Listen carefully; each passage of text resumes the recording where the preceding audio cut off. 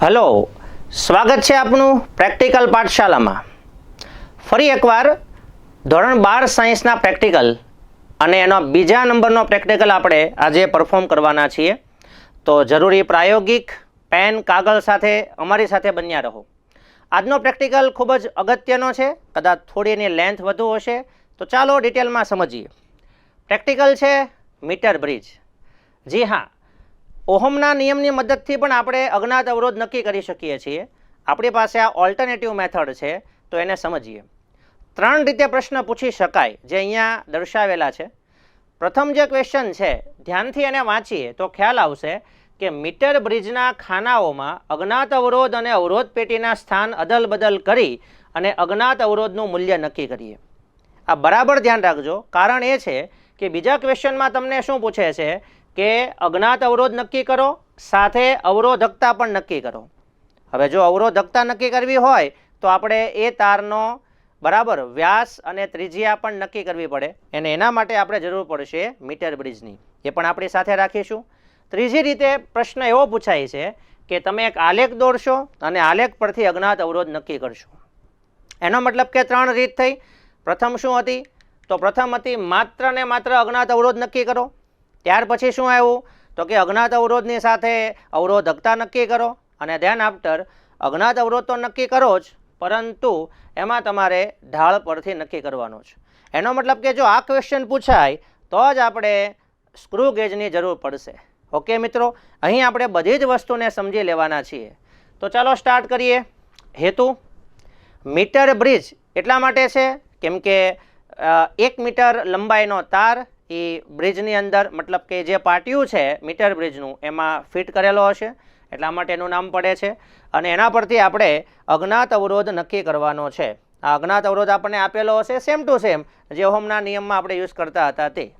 Okay, આટલા સાધનોની આપણે આવશ્યકતા છે. જે નવા આવશે એની આપણે વાત કરીશું, જૂના ખૂબ ઝડપથી આપણે આગળ વધીએ. જેમ કે મીટર બ્રિજ આપણા માટે નવું છે. તમને દેખાય છે અત્યારે મીટર બ્રિજની આ 2 ભુજાઓ છે મિત્રો, બરાબર. અને આ 1 મીટર લંબાઈનો તાર હશે, બાકીનું કનેક્શન જે તમે જોઈ શકો છો. અજ્ઞાત અવરોધ, ત્યાર પછી અવરોધ પેટી, મતલબ કે આપણે એને કહીએ છીએ ઈચ્છિત મૂલ્યના અવરોધને આપણે મેળવવા માટે, નક્કી કરવા માટે યુઝ કરીએ છીએ. સપોઝ કે અત્યારે હું અવરોધ પેટીમાં 20 નંબર, મતલબ કે 20 ઓહમની કળ કાઢી નાખું, તો એનો મતલબ કે આ અવરોધ પેટી 20 ઓહમનો અવરોધ હશે એ આ સર્કિટને આપે છે. તો મારી રેન્જ જે પણ મારે રાખવી હશે, બરાબર છે, એ રાખવા માટે એની ખાસ જરૂર.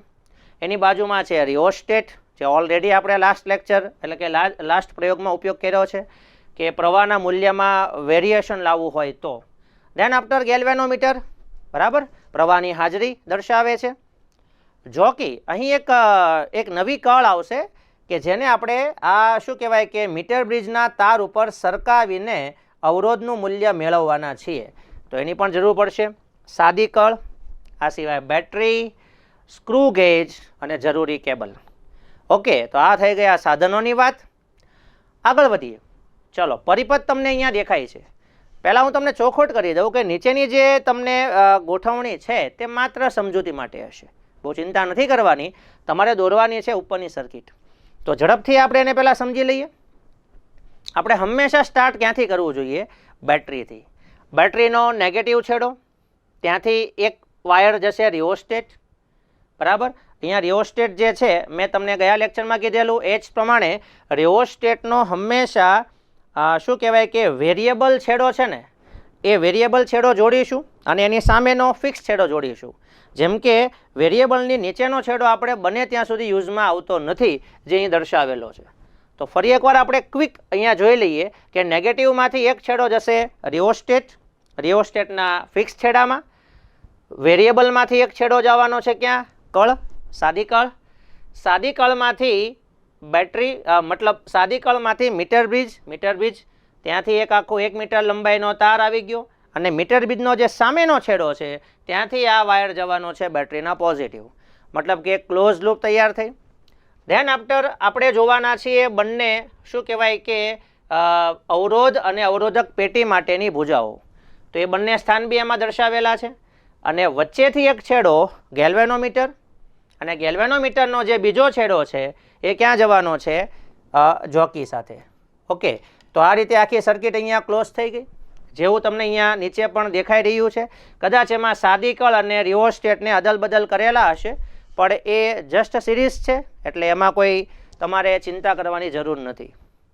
ઓકે મિત્રો, આ જ જે સર્કિટ છે એને આપણે રિયલમાં જે રીતે જોડેલી છે એ ફટાફટ આપણે ચેક કરતા રહીએ. તો ચાલો સ્ટાર્ટ કરીએ છીએ. બેટરીનો નેગેટિવ ટર્મિનલ, એમાંથી એક વાયર જશે રિઓસ્ટેટના ફિક્સ છેડામાં, સામે રિઓસ્ટેટનો વેરિયેબલ છેડો, ત્યાંથી એક કેબલ જશે કળની અંદર, કળનો જે બીજો છેડો છે એમાંથી એક કેબલ જશે મીટર બ્રિજ, ત્યાંથી પછી 1 મીટર લંબાઈનો તાર તમને દેખાય છે, એટલે કે આપણે આવશું સામેના છેડે. સામેના છેડામાંથી જે આ રેડ કલરનો કેબલ છે એ બેટરીના પોઝિટિવમાં. આ થઈ ગઈ ક્લોઝ સર્કિટ. ધેન આફ્ટર આપણે બે ભુજાઓ લીધી છે, એટલે કે મીટર બ્રિજની પ્રથમ ભુજા જેને ડાબી ભુજા કહેશું અને બીજી ભુજા એને જમણી ભુજા કહેશું, જે રીતે આપણે અવલોકન કોઠામાં દર્શાવીએ છીએ. તો ડાબી ભુજા સાથે આપણે એક અજ્ઞાત અવરોધ અને જમણી ભુજા સાથે આપણે રેઝિસ્ટન્સ બોક્સ જોડેલું છે, જેને આપણે અદલ બદલ પણ કરવાના છીએ એઝ પર રિક્વાયરમેન્ટ. ઓકે, અને સેન્ટરમાં જે એક ટર્મિનલ છે એની સાથે આપણે ગેલ્વેનોમીટર, અને આ ગેલ્વેનોમીટરનો જે બીજો છેડો છે એ મિત્રો ક્યાં જાય છે? તો કે એ જાય છે જોકી, અને આ જોકીનો ઉપયોગ કરીને આપણે રીડિંગ લેવાના છીએ. તો આ થઈ ગઈ આપણી સર્કિટ. આપણે ઈચ્છિત અવરોધ આ અવરોધક પેટીમાંથી કાઢીશું, અહીંયા આપણે બેટરીના વોલ્ટેજ સેટ કરીશું, અને ધેન આફ્ટર જોકીને આપણે આ તાર ઉપર સરકાવી અને રીડિંગ લેવાના થશે. પણ એની પહેલાં આપણે એક જરૂરી ચર્ચા કરી લઈએ, અને એ છે ઓબ્ઝર્વેશન. તો ચાલો, ઓબ્ઝર્વેશનની અંદર સૌથી પહેલાં અજ્ઞાત અવરોધના તારની લંબાઈ. મિત્રો, અજ્ઞાત અવરોધના તારની લંબાઈ આપણે જે નક્કી કરેલી હતી આઈ થિંક 45 સેન્ટીમીટર હતી, તો આપણે અહીંયા નોંધ કરી દઈએ 45 સેન્ટીમીટર. ઓકે, સેન્ટીમીટરમાં મૂલ્ય અત્યારે આપણે નોંધ કરીશું. અજ્ઞાત અવરોધના તારના વ્યાસનું માપ, જો તમને અવરોધકતા શોધવાની કે તો જ તમારે અવલોકન દર્શાવવાનું છે, નહીંતર નહીં. એ ખાસ અને ખાસ નોંધ કરીએ. તો ઓકે, ચલો, મારી પાસે એક અજ્ઞાત અવરોધના તાર માટે સ્ક્રૂ ગેજ છે કે જેનો આપણે ડાયામીટર નક્કી કરવો છે, પરંતુ અહીંયા મારે સૌથી પહેલાં આ ડાયામીટર નક્કી કરતા સાધનની ત્રુટિ નક્કી કરવી પડશે. તો મિત્રો, સ્ક્રૂ ગેજનું લઘુત્તમ માપ એટલે કે ઓછામાં ઓછું કેટલું માપ એ દર્શાવે છે મિલીમીટરમાં છે, તો અહીંયા હું લખીશ 0.01, જેને સેન્ટીમીટરમાં ફેરવવા માટે ભાગ્યા 10 અને મીટરમાં ફેરવવા માટે ભાગ્યા 100. યાદ રાખો, અલ્ટિમેટલી તમારે એને મીટરમાં જ ફેરવવાનો છે, પણ અહીંયા આપણે મિલીમીટરમાં કામ ચલાવી લેશું. ફરી એકવાર, મિલીમીટરનું સેન્ટીમીટર ભાગ્યા 10 અને સેન્ટીમીટરનું મીટર ભાગ્યા 100. યાદ રાખશું. દરેક સાધનની ત્રુટિ છે, એમ સ્ક્રૂ ગેજની ત્રુટિ પણ હોઈ શકે. તો એના માટે તમારે શું ધ્યાન રાખવાનું છે? ખાસ ત્રુટિ બે પ્રકારની છે, ધન અને ઋણ. મારી પાસે જે અત્યારે સ્ક્રૂ ગેજ છે એનો જ્યારે હું મુખ્ય સ્કેલ ચેક કરીશ તો એ આડો દર્શાવેલો હશે, અને ગૌણ સ્કેલ જે છે એ રાઉન્ડ તમે બધા જાણો છો. તો તમારે શું ધ્યાન રાખવાનું છે? આ મુખ્ય સ્કેલનો 0 છે અને એની બાજુમાં ગૌણ સ્કેલ, બંનેના 0 જો એક જ બંધ બેસતા હોય તો એની ત્રુટિ હોતી જ નથી, પરંતુ એવું ક્યારે પોસિબલ નથી. આપણે શું કરવાનું છે? આપણે આ સ્ક્રૂને ફેરવીને એનો ગૌણ સ્કેલનો 0 ક્યાં સેટ થાય છે એ જોવાનું છે. જેમ કે લોક કરતા પહેલાં એક અવાજ આવશે. અચ્છા, હવે હું જોઉં છું કે ગૌણ સ્કેલનો જે 0 છે ને એ મુખ્ય સ્કેલના 0ની ઉપર જતો રહ્યો છે. બરાબર, મને દેખાઈ રહ્યું છે કે એ 0 અહીંયા બતાવે છે. એનો મતલબ એ થયો કે આને તમે ઋણ ત્રુટિ કહેવાના છો. આ નેગેટિવ છે, ઋણ ત્રુટિ. ઓકે, તમારે ખાલી એટલું યાદ રાખવાનું છે કે મુખ્ય સ્કેલના 0ની ઉપર જો ગૌણ સ્કેલનો 0 જાય તો એ નેગેટિવ ત્રુટિ છે. એનો મતલબ કે એટલું તમારે છેલ્લે જવાબમાં એડ કરવાનું. ઊંધું યાદ રાખો, ઋણ ત્રુટિ હોય તો પ્લસ કરવાના અને ધન ત્રુટિ હોય તો માઇનસ કરવાના. અચ્છા, ધન ત્રુટિ ક્યાં મળે? જો આ 0 નીચે આવે તો આ થશે ધન ત્રુટિ, અને આ 0 અત્યારે મારા સ્ક્રૂ ગેજમાં ઉપર છે એટલે હું કહીશ કે ઋણ ત્રુટિ. ઓકે, હવે ત્રુટિ કેટલી છે? જો અહીંયા હું ચેક કરી રહ્યો છું તો મને એવું દેખાય છે કે તમારે મુખ્ય સ્કેલ સાથે ગૌણ સ્કેલનો કયો વિભાગ એટલે કે કયો કાપો બંધ બેસે છે, તો એ કાપો મને અત્યારે દેખાઈ રહ્યો છે એ છે 82. એનો મતલબ એ થયો કે 82 એ તૂટી નથી, પણ એને આપણે 100માંથી બાદ કરીએ તો આવશે 18. અને 18નું આપણે જ્યારે લંબાશ નક્કી કરતા હોય ત્યારે એનું મિલીમીટરમાં માપ લેવું હોય તો સ્ક્રૂ ગેજની શૂન્ય ત્રુટિ થશે 0.18. એનો મતલબ એ થયો કે મારે 0.18નો ઉમેરો કરવાનો થયો જ્યારે હું એનું ફાઇનલ માપ લેતો હોઈશ ત્યારે. તો યાદ રાખો સ્ક્રૂ ગેજની શૂન્ય ત્રુટિમાં કેટલો સુધારો થશે? તો અહીંયા હું લખીશ પ્લસ 0.18. પ્લસ એટલા માટે છે કેમ કે ઋણ ત્રુટિ છે એટલે પ્લસ કરીશું, જો ધન ત્રુટિ હોત તો માઇનસ કરવા પડે. ઓકે, તમને ખબર પડી જ ગઈ હશે મિત્રો. આગળ વધીએ. ત્યાર પછી હવે આપણે ફાઇનલી જે તારનો અજ્ઞાત અવરોધ નક્કી કરવા જઈ રહ્યા છીએ એનો પહેલાં ડાયામીટર ચેક કરી લઈએ. તો એના માટે શું કરવાનું છે? સ્ક્રૂ ગેજ એના બે છેડા વચ્ચે આપણે આ તારને પહેલાં ફિટ કરીશું. ઓકે, ફિટ કર્યા પછી સૌથી પહેલાં મને દેખાય છે કે મુખ્ય સ્કેલ, તો કે મુખ્ય સ્કેલનું અવલોકન 0 બતાવે છે. વર્તુળાકાર માપક્રમનો એક રેખસ્થ થતો વિભાગ, મતલબ કે 0 સાથે ગૌણ સ્કેલનો કયો શું કહેવાય કે કાપો સેટ થાય છે તો એ મને બતાવે છે 30 નંબર. ઓકે, તો અહીંયા હું લખીશ 30. રેડી? ત્યાર પછી આપણે એનો વ્યાસ ડાયામીટરમાં નક્કી કરવા માટેનું ઇક્વેશન તમે ભણી ગયા છો. બહુ સિમ્પલ છે કે મુખ્ય માપક્રમનું માપ તો કે 0 પ્લસ વિભાગ 30 એના ગુણ્યા LC એટલે 0.01 કરીએ તો આ જવાબ આવશે 0.30 મિત્રો. ઓકે, આ જ રીતે હજી બીજા બે રીડિંગ તમે લઈ શકો છો, પણ એમાં વેલ્યુ અંદાજિત 30, 32, 34 નજીકના કાપા હોઈ શકે છે, કોઈ ચિંતા નથી કરવાની. પરસ્પર લંબ દિશાના અવલોકનો એમાં બહુ સિમ્પલ છે. હું તમને શોર્ટમાં કહી દઉં. ધારો કે આ તાર છે, આ તારનો આડછેદ તમે જુઓ. તો અત્યારે મેં ધારો કે આ જે સ્ક્રૂ ગેજ છે એ સ્ક્રૂ ગેજમાં તાર આવી રીતે ફિટ કરેલો છે. હું શોર્ટમાં હું તમને ફટાફટ સમજાવી દઉં. રેડી? હવે જો હું તારને 90 ડિગ્રી ઘુમાવી દઉં અને ફરી માપ લઉં તો આઈ થિંક જવાબમાં કાંઈ ફરક નહીં પડે. તો એ તમે ફટાફટ કરી શકો છો. અને તમે એવું વિચારી લો, અત્યારે આપણે શોર્ટમાં લઈએ કે આ બધા જ મૂલ્યને આપણે એડ કરતા જઈએ અને ધારો કે મને એવરેજ 0.30 અને અહીંયા પણ 0.30 મળે છે તો હું જનરલી એને વેલ્યુ લખી દઉં છું 0.30. મને ફાઇનલ મિલીમીટરની અંદર વ્યાસ મળે છે. હવે આ વ્યાસને સાથે આપણે ત્રુટિ એડ કરવાની રહી જે ગઈ વખતે મેં તમને કીધી. તો 0.30 વત્તા પ્લસ ત્રુટિ એડ કર્યા પછી મને એવરેજ વ્યાસ મળશે અને એના ડિવાઈડ બાય 2 કરીએ એટલે ત્રિજ્યા મળશે. ત્રિજ્યા મળ્યા પછી એનો આડછેદ આપણે πr² કરી અને અવરોધકતાની અંદર મૂકવાનો છે. તો આ થોડી એક્સ્ટ્રા વસ્તુ થઈ ગઈ. જો તમને અવરોધકતા પૂછે તો જ આ કામ કરીશું, અધરવાઇઝ નહીં. આગળ વધીએ. રીડિંગ લેવાનું કામ છે હવે. તો એમાં તમને ડાબી ભુજા અને જમણી ભુજા બે વિભાગ આપ્યા છે. ડાબી ભુજામાં S જે અત્યારે કનેક્શન છે તે, અને જમણી ભુજામાં S' એટલે કે આ અજ્ઞાત અવરોધને આપણે અવરોધક પેટીના સ્થાને મૂકી દઈએ તો શું કરવાનું. તો ચાલો એક રીડિંગ લઈ અને ફટાફટ આપણે સર્કિટમાં આગળ વધીશું. તો મિત્રો સૌથી પહેલું કામ છે બેટરી ઓન કરીએ. પહેલો જ વિભાગ તમને દેખાય છે કે જેમાં આપણે અવરોધના મૂલ્ય અવરોધક પેટીમાંથી લેવાના છે. તો ધારો કે અહીંયા હું 2 ઓહમ અવરોધ અથવા તો કોઈ પણ, મતલબ તમને જે ઈચ્છા હોય એ પ્રમાણે. એક વસ્તુ ખાસ ધ્યાન રાખો કે આ અવરોધક પેટીની બાકીની બધી કળ છે ને એકદમ ચુસ્તપણે ફિટ રાખો. સહેજ પણ લૂઝ કળ હશે તો કદાચ અવરોધથી પ્રવાહ અને વોલ્ટેજની વેલ્યુમાં વેરિએશન આવશે. તો ચાલો ફટાફટ આપણે 2 ઓહમ બહાર કાઢીએ છીએ. ઓકે, એક આમાં ખાસ વસ્તુ યાદ રાખવાની છે, બેલેન્સ કરવાની. એટલે કે આપણે આ મીટર બ્રિજ જે છે એ મીટર બ્રિજ બેલેન્સ હોવું જોઈએ. This is one type of Wiston bridge. તમે જાણો છો એની 4 ભુજાઓ કઈ છે તો કે એક ભુજા એટલે કે અજ્ઞાત અવરોધ, બીજી ભુજા એટલે અવરોધક પેટી, અને બાકીની જે 2 ભુજા છે એ આ થઈ ગયો મીટર બ્રિજનો તાર. તો હવે અહીંયા મારે શું કરવાનું છે, ગેલ્વેનોમીટરમાં બંને બાજુ આવર્તન આવે તો જ મારે સર્કિટને ઓકે સમજવી.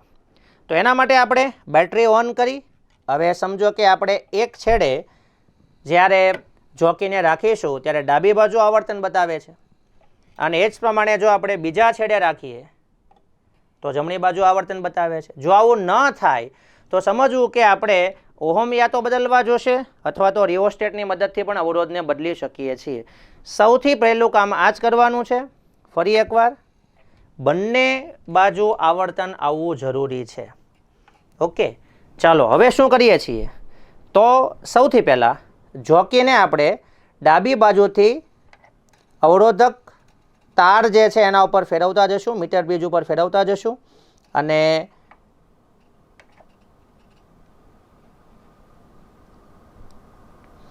જ્યારે એ 0 લેવલ ઉપર આવે ત્યાં સુધી જોકીને આપણે ફેરવવાની છે. ઓકે, 0 ઉપર આવે છે એનો મતલબ કે મીટર બ્રિજ બેલેન્સ કન્ડિશનમાં છે, એટલે કે ગેલ્વેનોમીટરમાંથી પ્રવાહ પસાર થતો નથી. તો એવા સમયે મને જે મૂલ્ય દેખાય છે તે 77 અને 78ની વચ્ચે છે, એટલે હું એપ્રોક્સ વેલ્યુ અત્યારે સમજો કે 78 લઈ લઉં છું. 78ની થોડું નજીક મને બતાવી રહ્યું છે. તો એ 78 આ ખાસ અને ખાસ યાદ રાખજો. અહીંયા તટસ્થ બિંદુ આપણને મળે છે 78, રેડી. અને એને 100માંથી બાદ કરીએ એટલે આપણને જે મળે છે 22, એ આપણને શું મળવાનું છે? બાકીનું સામેનું માપ. તો અહીંયા કામ આ રીતે થશે. જુઓ તમે ફરી એકવાર, અવરોધ આપણે ધારો કે અહીંયાથી લઈએ છીએ 2 ઓહમનો અવરોધ. તટસ્થ બિંદુનું સ્થાન આપણને મળે છે 78 સેન્ટીમીટર. તો તટસ્થ બિંદુ માટેની લંબાઈ એ પણ 78 થવાની. તો અહીંયા 78 આપણે લખી નાખીએ. ઓકે, ડીસી એટલે કે 78ને આપણે 100માંથી બાદ કરીએ તો આપણને મળશે 22, રેડી. એના પરથી આપણે અજ્ઞાત અવરોધ કેટલો આવશે એનું ઇક્વેશન લઈ લેવાનું છે. તો આ થઈ એક અવરોધ નક્કી કરવા માટેની વાત. હવે એ જ પ્રમાણે બીજી વાર આપણે પ્રેક્ટિકલ કરવો હોય તો સમજો કે અત્યારે હું 4 ઓહમ અવરોધ કાઢીશ. ઓકે, 4 ઓહમ એટલે 2 અને 2 4 ઓહમ અવરોધ થઈ ગયા, એટલે આપણે અહીંયા 4 ઓહમ લખીશું. હવે ફરી એકવાર આપણે જોકીને કોઈ એક છેડાથી સરકાવવાની છે.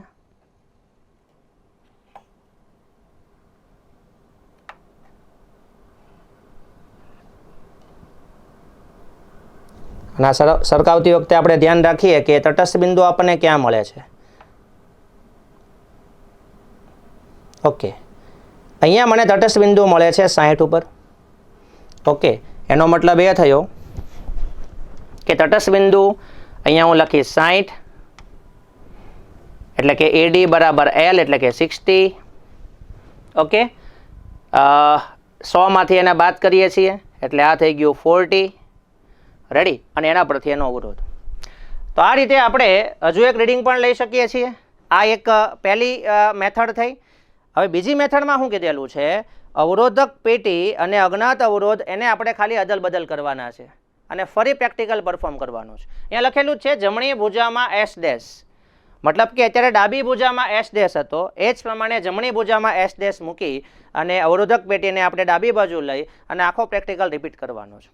સિમ્પલ લોજિક આપણે એવું યાદ રાખીએ કે જ્યારે આપણે જોકીને ડાબીથી જમણી તરફ ખસેડીએ છીએ ત્યારે જ્યાં તમને ગેલ્વેનોમીટર 0 ઉપર બતાવે અવલોકન, એ મૂલ્ય આપણે D સમજવાનું છે અને એને 100માંથી બાદ કરી દઈએ, કેમ કે બાકીની જે ભુજા છે એ આપણે L2 તરીકે લઈએ છીએ અને આગળની જે છે આપણે એને L1 કહીએ છીએ, પણ એના આપણે અલગ અલગ સાંકેતિક નામ આપી શકીએ છીએ, જેમ કે અહીંયા AD અને DC એવું મેં લખેલું છે. તો એમાં કોઈ ચિંતા છે નહીં. આગળ વધીએ. હવે આ બંને રીડિંગ લીધા પછી મતલબ કે S1 અને S2 આપણને 2 અજ્ઞાત અવરોધ મળે છે, એનો આપણે એવરેજ લઈ લેશું અને એવરેજ લીધા પછી આપણું એક કામ થઈ ગયું. હવે આપણે બાકી છે અવરોધકતા નક્કી કરવી. તો આ બાકીના જે 1, 2, 3, 4 અને 5 કોલમના મૂલ્ય છે એને નક્કી કરતા પહેલા એની ગણતરીઓ જોઈ લઈએ. ગણતરીની અંદર આપણે S1 અને S2 કઈ રીતે મેળવેલા છે, જેમ કે અહીંયા તમે જુઓ છો કે S1 અને S2ની ગણતરી થઈ ગઈ, જે આપણે આગળથી લીધેલી છે. જ ફરી એકવાર કહી દો, R એટલે અવરોધ પેટીનો અવરોધ, જે તમે 2, 4 કે 6 જે લેતા હો તે, મતલબ કે આપણે એની એવરેજ કરી S1 અને S2 ગોતી શકીએ છીએ. એના ઉપરથી S બરાબર S1 plus S2 divide by 2. Okay, then after S1માં કેટલી ત્રુટિ આવશે તો એ ત્રુટિ માટેનું ઇક્વેશન તમે ભણી ગયા છો. સાપેક્ષ ત્રુટિ ડેલ્ટા S બરાબર delta L by L plus delta L by 100 minus L into S1, જે આગળથી આપણે જે વેલ્યુ લીધી છે એની પરથી ડેલ્ટા S1 ડેલ્ટા S2 નક્કી કરીએ અને એના પરથી આગળ અવરોધકતા. હવે મિત્રો આપણી પાસે આવું ઇક્વેશન છે અવરોધ માટેનું, તો કે ભાઈ આર બરાબર રો એલ ડિવાઈડ બાય એ, અને એમાંથી આપણે અવરોધકતાને કરતા બનાવીએ. અવરોધકતાનું સૂત્ર બની ગયું અહીંયા આર બરાબર એસ છે, નોટેશનમાં થોડો ફરક છે તો એ ધ્યાન રાખીશું, અને એ બરાબર પાઈ આર સ્ક્વેર. તો આ રીતે આપણે અવરોધકતા નક્કી કરીશું, અને અવરોધકતામાં ત્રુટિ કેટલી છે એના માટે આ એનું ઇક્વેશન. ફરી એકવાર આ બધા જ મૂલ્ય આપણી પાસે છે, જેમ કે ડેલ્ટા એસ અને એસ આપણે છેલ્લી ગણતરીમાં કરી નાખ્યું છે એ પ્રમાણે આવશે, અને એવરેજ ડેલ્ટા આર એટલે કે આપણે જે શું કહેવાય કે સ્ક્રૂ ગેજની મદદથી જે આપણે એનો વ્યાસ નક્કી કર્યો અને વ્યાસ પરથી ત્રિજ્યા નક્કી કરી, એટલે બરાબર છે ત્રિજ્યામાં રહેલી ત્રુટિ. ત્રિજ્યામાં રહેલી ત્રુટિ એટલે જેના વડે આપણે ત્રિજ્યા નક્કી કરી છે એની લંબાશો આવશે. એટલે ખાસ યાદ રાખજો, એની લંબાશો કેટલી થવાની છે મીટરમાં એ ખાસ જોઈ લો. 0.01 એ મિલીમીટર હતું, એનું પછી મીટર કરવા માટે ભાગ્યા 1000 કરવા પડશે. તો એ ખાસ એ જ પ્રમાણે ડેલ્ટા એલ એટલે આપણે આ જે અવરોધક તાર છે એની લંબાઈ તો એ 0.1 સેન્ટીમીટર આવે, અને એ પ્રમાણે એનું મીટર બી તમારે કરવું પડશે. મતલબ કે આ બધી ત્રુટિ લેવાની છે. જે સાધન વડે તમે માપ લીધું હોય એની ત્રુટિ પણ કયા એકમમાં મિત્રો આવશે? યસ, એસઆઈ એકમમાં આવશે. એ ગણતરીઓ બરાબર થઈ જાય ત્યાર પછી આ થયો અવરોધ, આ મળી આપણને અવરોધકતા, અને આ મળી આપણને અવરોધકતામાં રહેલી ત્રુટિ, અને આ ફાઇનલ રિઝલ્ટ. રિઝલ્ટમાં તમને માત્ર અવરોધ પૂછે અથવા તો અવરોધકતા પૂછે અથવા તો બંને પણ પૂછી શકાય છે, તો એ પ્રમાણે આપણે ગણતરી કરવાની રહેશે. કેટલાક વાયવા એની પણ અહીંયા નોંધ કરેલી છે, અવરોધકતા અને મીટર બ્રિજનો ઉપયોગ ક્યાં કરવો. મિત્રો મીટર બ્રિજ અને આપણે ભણી ગયા વિસ્ટન બ્રિજ એ બંને સેમ જ છે, કેમ કે વિસ્ટન બ્રિજમાં આપણી પાસે જે 4 ભુજા હતી બરાબર છે એ જ અહીંયા દર્શાવેલી હશે. અહીંયા પહેલી ભુજા અને બીજી ભુજા એટલે ડાબી બાજુ જે આપણે અજ્ઞાત અવરોધ જોડેલો હતો તે, બીજી ભુજા એટલે કે આપણી અવરોધક પેટી. રેડી? અને આ નીચેની જે બંને ભુજા છે તે આપણો 1 મીટર લંબાઈનો તાર છે, અને જ્યાં આપણને તટસ્થ બિંદુ મળે છે બરાબર ત્યાંથી ડાબી બાજુની લંબાઈ એ આ ત્રીજી ભુજાનો અવરોધ થાય, અને જમણી બાજુની લંબાઈ એ ચોથી ભુજા માટે છે. મતલબ ઇન શોર્ટ મીટર બ્રિજ એ જ આપણે ભણી ગયા છીએ, વિસ્ટન બ્રિજ તમે લઈ શકો છો. ઓકે, તો આ હતો બીજો પ્રેક્ટિકલ. મને આશા છે કે તમને બરાબર સમજાયું હશે. મળતા રહેશું. આભાર.